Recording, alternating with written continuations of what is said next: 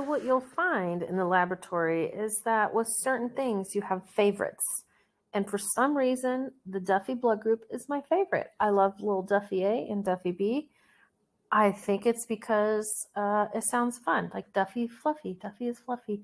And it was, Duffy A was discovered from a individual whose name was Mr. Duffy. And I just picture him as this little British chap. Well, kind of like the Mr. Dursley on Harry Potter, I guess, except for nicer. But that's what I picture Mr. Duffy looking like. Anyways, so let's talk about Duffys. Our system symbol's FY. ISBT number is 008. Now I will say, please say Duffy A, Duffy B when you're talking about antigens. Let me pick a color here. Oh, yeah, I'll do that one. And I've never done this color.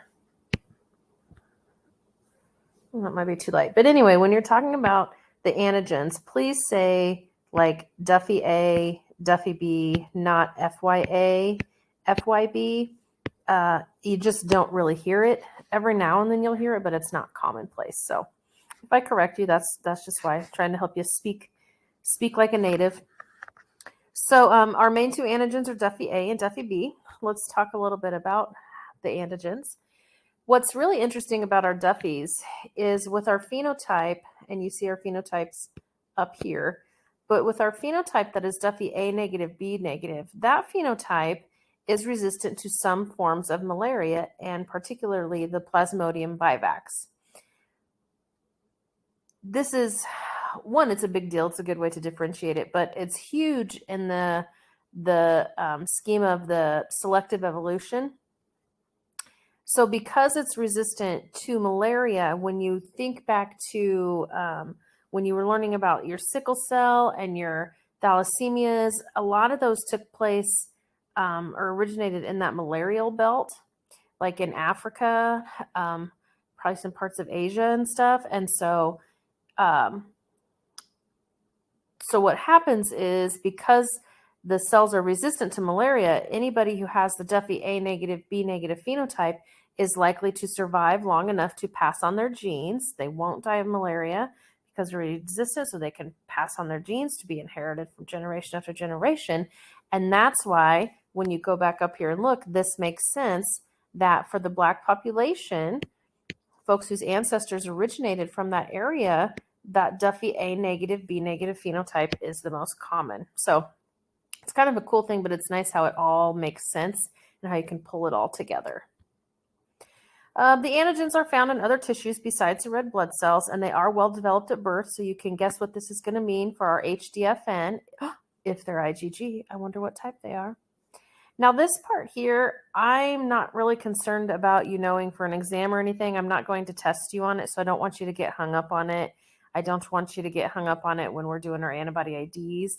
I just kind of want you to know that if it's ever up to you to select cells for antibody identification, it's just something to be aware of.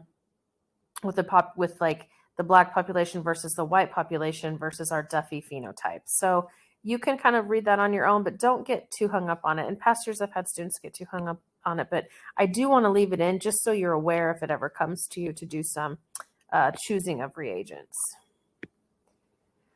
Our antibody comments, we'll talk that they are actually, yes, IgG antibodies. So they can cause transfusion reactions because they're going to work in the warm and that body temperature. They can cause acute ones that are within 24 hours after the transfusion. They're also known to be a little bit of stinkers and can cause some delayed reactions. So those reactions that are happening at least 24 hours after the transfusion. Our anti-Duffy A is the most common, and then our anti-Duffy B is the less common and likes to hang out with friends. So let's jump back up here and look at our little chart. So we talked about the two types. Now there are other Duffy antigens. I think there's about 5 of them for sure that we know about, but we're just concerned with Duffy A and Duffy B. And we can look at the different phenotypes and let's pick out our most common. So our most common, like we said, for the Black population is that Duffy A negative, B negative. And a lot of that stems back to that resistance to malaria. And then let's see, for the white population, our most common phenotype is that opposite, where it's Duffy A pos, B pos. So that might make them kind of easy to remember there. And then always just kind of take a peek at what's the least common. Usually, probably questions are going to be more focused on what is the most common, but there might be some on the least common. Our effective enzymes, our Duffys are destroyed by enzymes, both of them. Classic destroyed. And they can show dosage. Remember, just because they can doesn't mean they do, but they might sometimes. So they can show dosage, reacting stronger with homozygous cells versus heterozygous cells. So if we look over, we can use our phenotypes as an example. Let me change colors here just to differentiate it. This Duffy A negative, B positive, I said that wrong, A positive, B negative phenotype, you would have a red cell that looked like this, where you just had Duffy A's. And so that's homozygous, where if it was heterozygous, it's going to look like this, and your red cell is going to have both Duffy A and Duffy B antigens on the surface there. So remember, just that heterozygous versus homozygous. Some students struggle with that. If you're struggling, please just find some time to let me know. It happens every year, so nothing to be too upset about. We'll get it in your head. Our antibody type, like we said, IgGs. So they can bind complement. Yes, they can cause hemolytic transfusion reactions, and yes, they can cause HDFN. So that's yes to all of them. I'd write a little bit nicer if I were you, but anyways, we know that it does it with all of them. All right, let's scoot on down to our next blood group then, which is the kid blood group. This was discovered in a young man. It was due to a case of HDFN. His name, the child, was John Kidd, so simple JK. Duffy, the FY comes from the last two letters of the Duffy name, Duffy FY. So, but that's where we get our JK for our kid blood group. ISBT number 009. Two main antigens in this one as well, JKA, JKB. You can see we're very, we get pretty creative. People get pretty creative when naming the blood groups, antigens A, B, but whatever, makes it easy to remember. Just a few things about our kids before we get into our chart. They are poor immunogens, so that means that it is harder. Like when you think about your D antigen and your K antigen, if you get exposed to them, you're more likely to form an antibody to them. With our kids, it's a little bit different. They're not very good at causing that immune response. So if you get exposed, you're less likely to form a kid antibody. Now, kind of like our Duffys, I'm trying to think. It's actually totally opposite. So with Duffy, we say it has an F. The system symbol's FY. Go back up here. But don't say FYA. Say Duffy A. But then with kid, it's backwards. Our system symbol's JK. But don't say kid A or anti-kid A. Say JKA. I don't make the rules. I'm just teaching you how to speak the language. Blood bank has its own language. But anyway, if you want to sound cool, speak it like I say. Okay? They are well developed at birth, and we're going to talk about how they are IgG, so we will see some HDF in there. Our antibodies, you can see listed in the table which antibodies we have, but they have their own little calling card where there's certain things that if you ever hear or if you ever read in a question on an exam, whether it's my exam or the board of certification, and you see the word delayed transfusion reaction, start thinking a kid antibody, anti-JKA, anti-JKB. That is their classic calling card. Now, can there be others that cause that? Yes, there can. We just talked about how Duffy's can cause delayed. Anti-M can be delayed sometimes. Anti-Big E actually can cause delayed. But the classic one is with our anti-JKA, JKB. So like if a question asks about a delayed hemolytic transfusion reaction, look for a KID antibody. If there's not a KID antibody as a choice, then go to those others that we talked about. These antibodies decline rapidly in vivo, which is in the body. So if you do have an let's say anti-JKB, and maybe we try to pick it up on an antibody screen, we might miss it because the titer level just drops so rapidly. Really easy to miss these antibodies. They are often found in conjunction with other antibodies, and then just anti-JKA is more commonly found than anti-JKB. So if we look at our chart, let's check out our incidence here. You can see that for the white population, it is our JKA positive, B positive phenotype. So those red cells that have both. It's a heterozygous red cell. For our black population, the most common phenotype is JKA positive, B negative. So that one is homozygous for JKA. All right. Effect of enzymes, they are both enhanced. So I'll write it down here so you can see how to spell it. So these antigens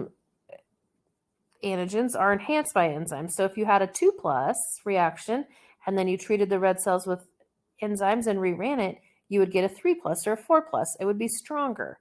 This enhancement will make a little bit more sense when we start looking at our antibody IDs and you start actually seeing this happen.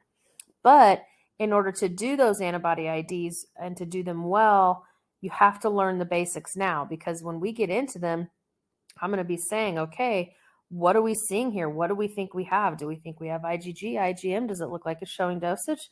If we put it with enzymes, was it enhanced? Was it destroyed? Well, which ones will destroy them? Stuff like that. So it is really important to get this stuff in your brain.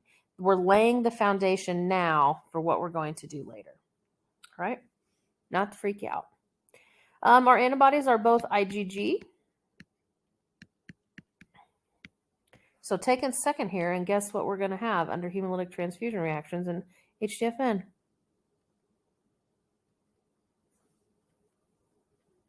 Yes, yes, yes, yes, right? Classic. Hopefully you're kind of seeing the pattern. There's some more keys. If it's IgG, it can cause HDFN. It can cause a hemolytic transfusion reaction because it's reacting at body temp. If it's IgM, you're not going to see the HTRs because it's not going to react at that body temp, and it's not going to cause HDFN because it can't cross the placenta. So hopefully you're kind of seeing those keys there.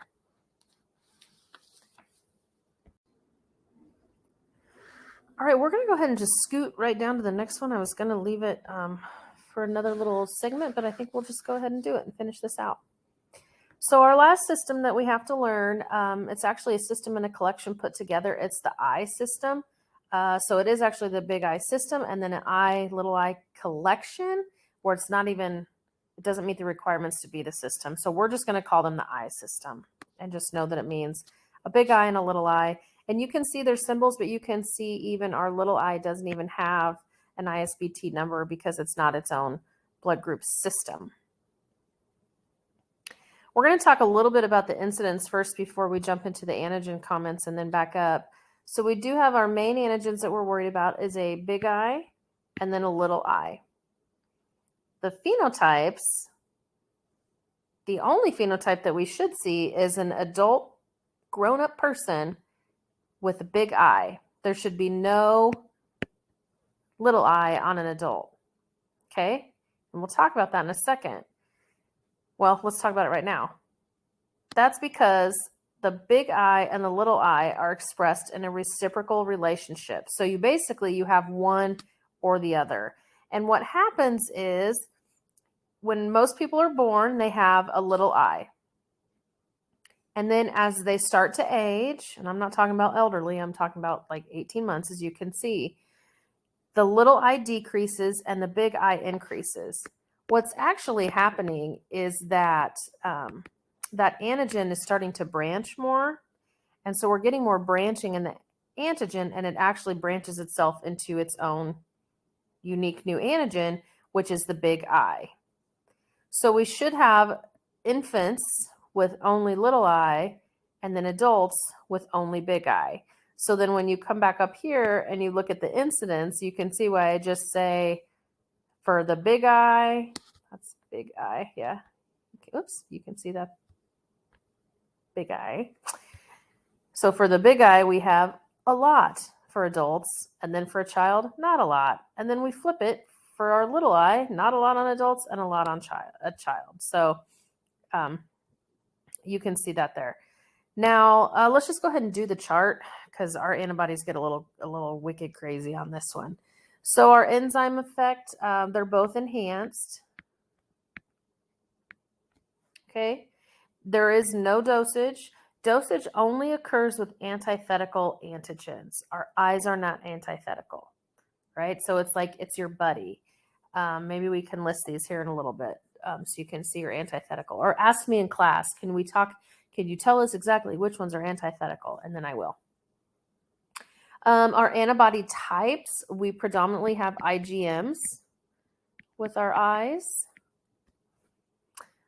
So can they bind complement? There's different types of like auto anti big I, or yeah, the auto antibody to big I has different types. We have a benign one and a pathogenic. So the benign one does not bind complement, so will not have that intravascular hemolysis. The pathogenic does. And you can see since they're IgMs, we have nose right here. So let's go and talk about our antibodies. All right. So like I said, the antibodies get a little goofy. There's a lot more than just two of them. Remember, allo means an antibody against like someone else in the same species. So I have an antibody against my anti-A that I would have because I'm a B person, so my naturally occurring anti-A is an allo antibody. So it gets others in the species, where auto is that antibody to self. All right. So if we have allo anti-big I, which is just, we think of as just anti-big I, this one can be IgG or IgM. Most often we're going to think of it as the IgM. And it is naturally occurring in most individuals who have that normal little I adult phenotype, which remember that's normal. Nope, that's not normal. Sorry, scratch that. What's normal is to have the big I adult phenotype. So this is naturally occurring in individuals that have a rare, I almost messed this up, a rare little I adult phenotype. So remember, you're supposed to start out with little I, then when you reach adult, you should have big I. So these are in the folks that don't convert. They don't get those branches in their antigens. The auto anti-big I, there's a couple of those. As you can see here, we have two of them. One is benign, which it really means it's causing no harm. One is pathogenic, where we can have harm. Okay, so the benign is normal. It can be normal in healthy individuals. Any one of us could have a benign auto anti-big I. It's a very common auto antibody, but it usually reacts at 4 degrees, so even lower than that room temp. So we may never know that we have an auto anti-I that's benign. If we, for some reason, have to put our testing at 4 degrees, then we might see it. Come up. And what that would kind of look like, I'll go ahead and show you now. So if we have let me get our blood type written out here. So anti-A. Let's say this is a normal individual. Oh my gosh. A little fruit fly just landed on my screen. So we have a normal individual. Let's say that they're A pos. So we'll have 4 plus, negative, 4 plus. So that's normal. If we have someone who has a auto anti-big I, remember most adults have big I. If you look at our chart, how many, Lynette? A lot, right? So since most adults have it, we're going to see it. We're going to have our auto anti-I reacting with these cells. So if we have remember, these are reagents. And so with this one, we're not going to have too many issues because our reagents, hang on, let me think about this. Let me pause for a second and think about this. Yep, I was right. So this is our these are our donor, this is my red cells here, the reagents here, red cells here. This one would theoretically just type the same, but here, where I'm putting the patient plasma, so these are the reagents, but I put in 2 drops of patient plasma here, and this patient plasma has an anti-I. These red cells, these reagent red cells right here are going to have big I on them. So I'm going to get something like a 2+ and then a 4+. So does this front type match this back type? No. So that's going to cause us problems. You'll learn later on in the class what you can do to solve those problems. But right now what you need to know is say that is an invalid blood type. That does not make sense. I cannot chart it. Okay. Our pathogenic auto anti-I is a little bit different problem. Different story. This will cause problems in people. It's associated with cold agglutinin disease, where and this happens a lot with folks who live like in Minnesota or something, Alaska, where it is cold. When their body temp lowers a little bit, and I'm not talking to 22 where we're dead, I'm just talking lowers because it's cold outside, we can have the auto anti-I that's pathogenic start to agglutinate with the I on our red cells, on our own cells. We don't have to get a transfusion. It's our own cells. And then we can get vascular obstruction because of those glutinins, or hemolytic anemia, so where they're getting removed by the spleen and the organs of the RES. Very broad thermal reactive range. And so if we think, our antibody IgMs react to 22, IgGs are at not till 37. This one you can see goes goofy because it can start reacting at 30. And then it's associated with Mycoplasma pneumoniae. So you can put that in your little memorizing bucket. Our auto anti-little I has never been found. So that's an easy one to remember. Oh, I'm sorry. Our allo anti-little I. Allo has never been found. Auto anti-little I is very rare. If it is there, though, you can see that it's associated with infectious mono and some lymphoproliferative disorders. Ooh, that one snuck up on me. Let's talk about our auto anti-IH. This is a compound antibody. Now you can see we'll talk about H here in a second, but our auto anti-IH, I mention it here because it does have the I part with it. So it is those 2 antibodies come together. This is another common cold autoantibody.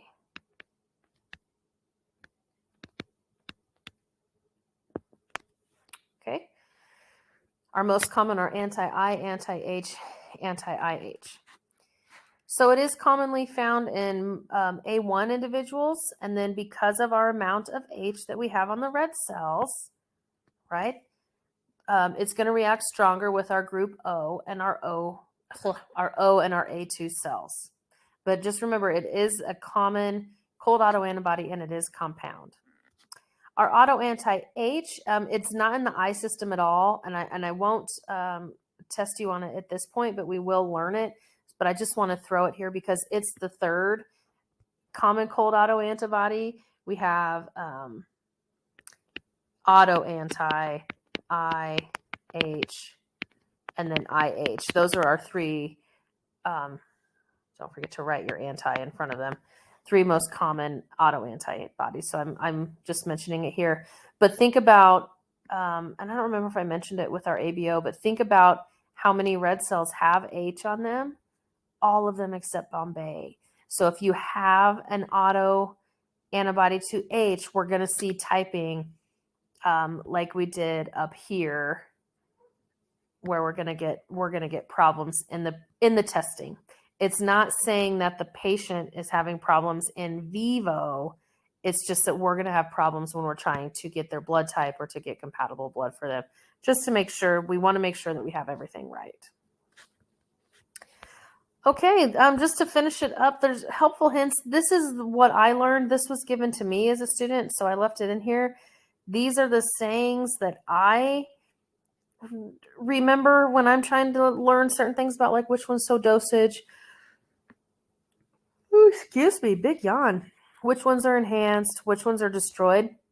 What I will say to you is make up your own saying that works for you, but don't forget about these little guys that we didn't really talk about in this lecture, but like our RHs and our ABOs. XGA is a sex-linked antigen, which you don't have to know as an MLT, but if just know that it's another antigen there. There's our RHs up there again. So, alrighty, bye.